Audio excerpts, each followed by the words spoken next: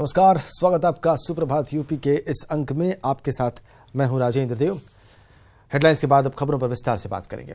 सबसे पहले राजनीति की बात करेंगे।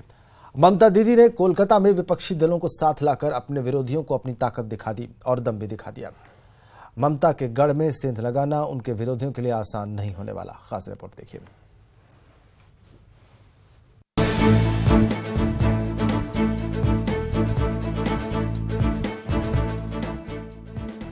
वो कोलकाता जो गुलाम भारत की राजधानी था, उस राजधानी में विरोधी दलों का जमावड़ा लगा और उसी मंच से दिल्ली की सरकार को डिगाने की हुंकार भरी गई। हर जुबान पर दिल्ली की सरकार थी।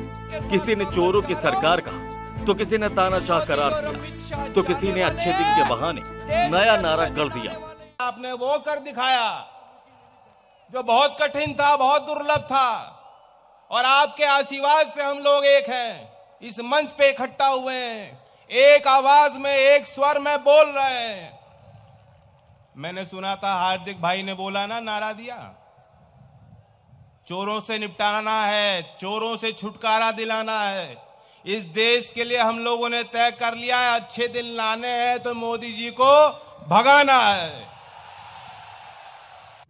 लाल सलाम का विरोध करते करते ममता ने लालगढ़ में सेंध लगा ली। जनता का भरोसा मिला तो सत्ता पर काबिज हो गई। लेकिन बीजेपी ने ममता के गढ़ में सेंध लगानी शुरू की तो विरोधियों संग मिलकर ममता ने दिल्ली की सरकार को संदेश दे दिया। अखिलेश यादव सूबे में गठबंधन बनाकर चुनौती देने की तैयारी में, लेकिन ममता के बुलाने पर पहुंचे अखिलेश ने दिल्ली की सत्ता में सेंध लगाने की हुंकार भरी। अभी जब तारीख बदली, नया साल आया, हमने आपने सबने खुशी मनाई, एक दूसरे को बधाई दी। सोचो कभी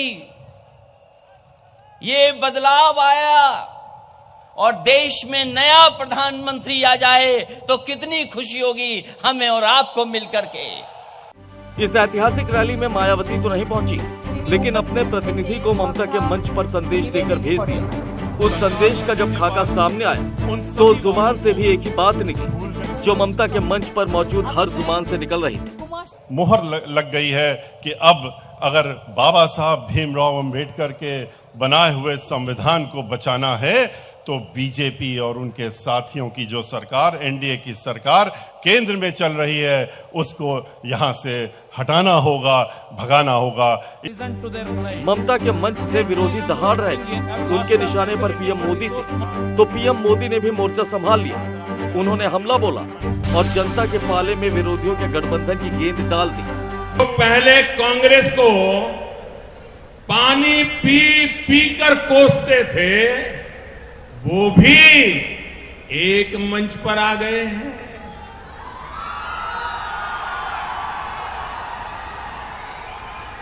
साथियों, ये महागठबंधन सिर्फ मोदी के खिलाफ ही नहीं, ये देश की जनता के भी खिलाफ है। चुनाव आचार संहिता अभी नहीं लगी, लेकिन आम चुनाव की चाल सियासी दलों ने चल दी है। अब विरोधी अपनी जुबान से दिल्ली की सत्ता को चुनौती दे रहे हैं, लेकिन जनता किसको चुनौती देगी, ये तो समय ही बताएगा कि दिल्ली में आखिर सरकार किसकी होगी। Bureau report, news 18। और वहीं यूपी के deputy CM doctor Dinesh Sharma ने महागठबंधन पर तंज कसा। कहा कि यह बोफोर्स, 3G, 2G और खनन समेत अन्य घोटाला करने वालों का समागम था।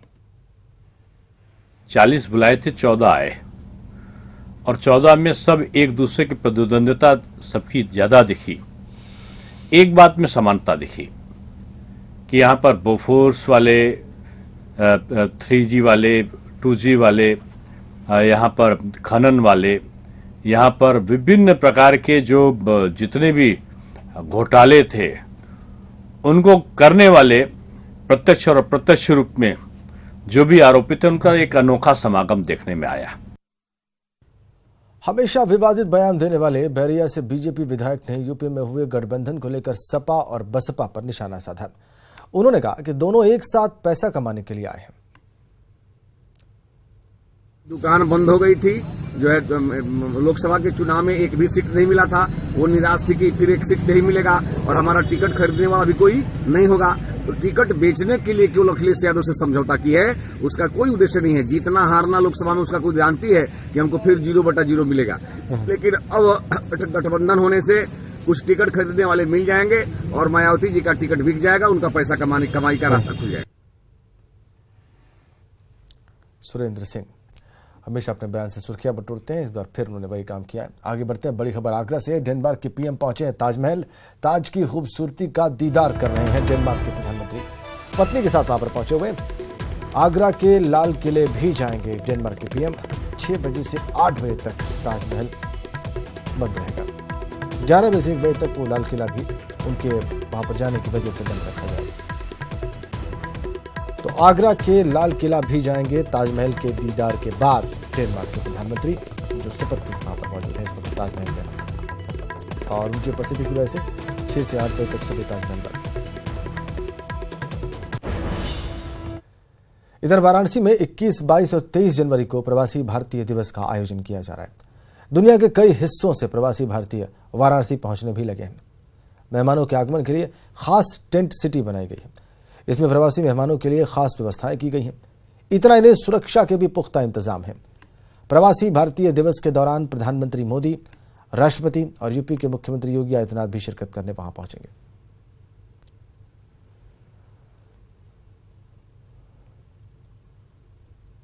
तो टेंट सिटी बनाई गई है 21 से 23 जनवरी तक होने वाले इस कार्यक्रम के लिए, और 43 हेक्टेयर में इसका निर्माण किया गया है और 5 स्टार सुविधाएं हैं यहां पर पहुंचने वाले मेहमानों के लिए। रॉयल डिलक्स, सुपर डिलक्स की सुविधा है।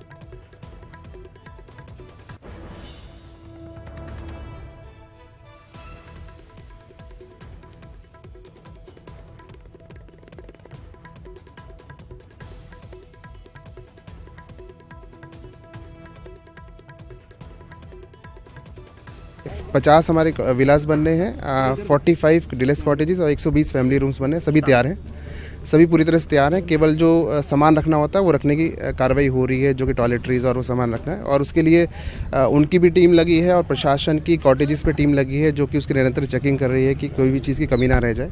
साथ में रिसेप्शन एरिया है आपके सामने, पूरी तरह तैयार है। इसमें अंदर अलग अलग कॉटेजेस के हिसाब से कि ज़्यादा ग्रुप में लोगों को परेशानी ना हो, टाइमली उनका रजिस्ट्रेशन हो जाए, तो पूरी व्यवस्था की गई है। ऑफिस बनाया गया है, CCTV कैमरे से हम पूरे कैंपस को कवर कर रहे हैं। वो कवरेज वहाँ पे लगातार जारी है, तो 100% एरिया हम इसमें कवर कर रहे हैं और 3 टायर सुरक्षा पुलिस द्वारा इसमें की गई है। इसी बीच में एक बड़ी खबर मुजफ्फरनगर से है। डायल 100 की गाड़ी खाई में गिर गई है और इसमें सवार 2 पुलिसकर्मी घायल हो गए। गंभीर रूप से घायल सिपाही को मेरठ रेफर किया गया है। दूसरे सिपाही का इलाज जिला चिकित्सालय में जारी है। थाना नई मंडी कोतवाली इलाके के NH 58 का ये सारा मामला है।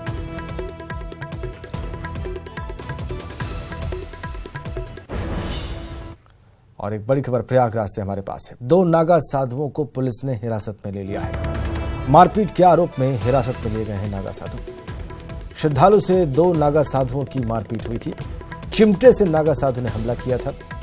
शास्त्री पुल के पास सेक्टर 15 में यह मारपीट हुई थी।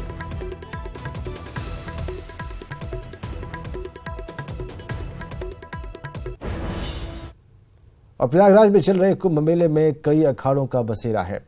साधु संत इन्हीं अखाड़ों में अपना डेरा जमाए हुए हैं, लेकिन आवान अखाड़े में साधु संतों के बीच घमासान मचा हुआ है, क्योंकि अखाड़े के अंदर ही साधुओं के बीच तोड़फाड़ हो गया है।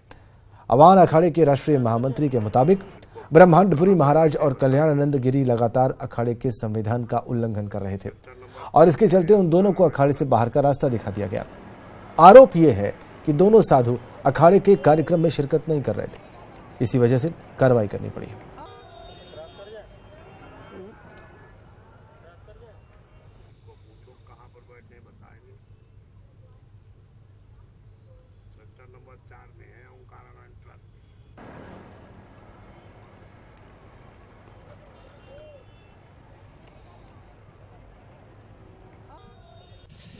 इस प्रक्रिया से बहुत दिनों से निरंतर उनकी यही निष्क्रियता को देखते हुए हम सभी लोगों ने अखाड़े में बैठक किया।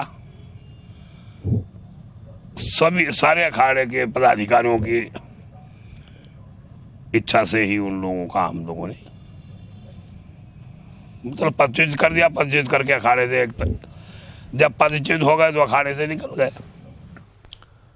और एक बड़ी खबर प्रयागराज से ही है। रशियन महिला हॉस्पिटलाइज्ड है। वहां पर कुंभ मेले के सेंट्रल हॉस्पिटल में भर्ती कराया गया। उसको 32 साल की इरिना को एक नागा साधु ने भर्ती कराया है।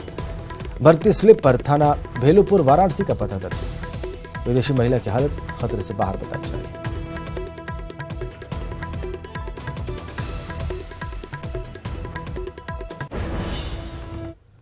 इधर राजभवन में मराठी के गीत रामायण के हिंदी अनुवाद की प्रस्तुति का कार्यक्रम का आयोजन हुआ।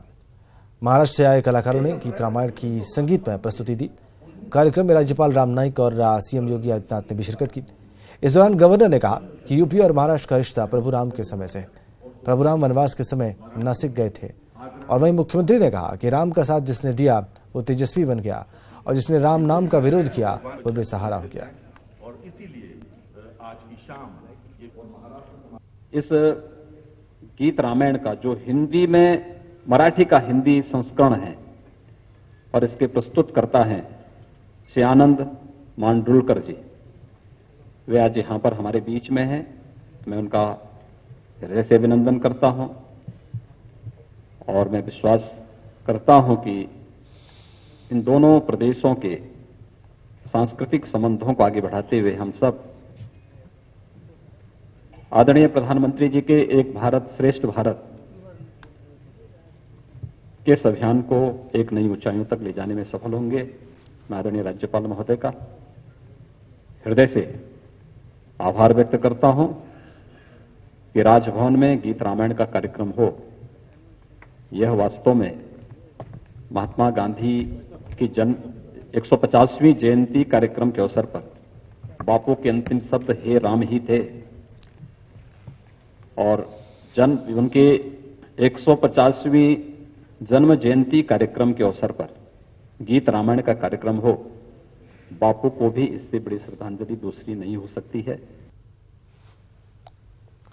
खबर मिल रही है कि गाजियाबाद में नगर निगम के अधिकारी की मौत हो गई है। जलकल में जीएम के पद पर तैनात अधिकारी मीटिंग के बाद नगर निगम में ही हार्ट अटैक आया और अस्पताल में इलाज के दौरान इसकी मौत हो गई। आगे बढ़ते हैं। सूबे में कमिश्नरी राज लागू करने के लिए राज्यपाल ने सरकार को पत्र लिखा तो मामला एक बार फिर गर्म हो गया, क्योंकि पुलिस के अधिकारियों को लगता है कि जब सारा दारोमदार उनके कंधों पर होता है तो उनको अधिकार भी मिलने चाहिए। इस पर चल रहे सियासी घमासान के बीच गाजियाबाद पहुंचे गवर्नर राम नाईक ने जवाब दिया। उन्होंने कहा कि मैंने पत्र लिखकर सरकार को सुझाव दिया है कि हिंदुस्तान में बड़े बड़े शहरों में यह व्यवस्था है तो सूबे में भी इसे लागू किया जा सकता है। प्रदेश के सुरक्षा व्यवस्था के लिए और सुधार करने की दृष्टि से वह प्रस्ताव दिया है और वैसे हिंदुस्तान में भी जो बड़े बड़े शहर हैं उसमें इस प्रकार की व्यवस्था है। खबर शाहजहांपुर से है। वहां पर एक दिल दहला देने वाली घटना सामने आई है। वहां पर 5वीं क्लास के मासूम बच्चे की आंखें फोड़ दी गई। उसके हाथ पैर तोड़कर उसे गन्ने के खेत में फेंक दिया गया। कहा जा रहा है कि आपसी रंजिश के कारण गांव के ही युवक ने इस घटना को अंजाम दिया है। वहीं बच्चे की हालत नाजुक है। इलाज के लिए लखनऊ से रेफर किया गया है।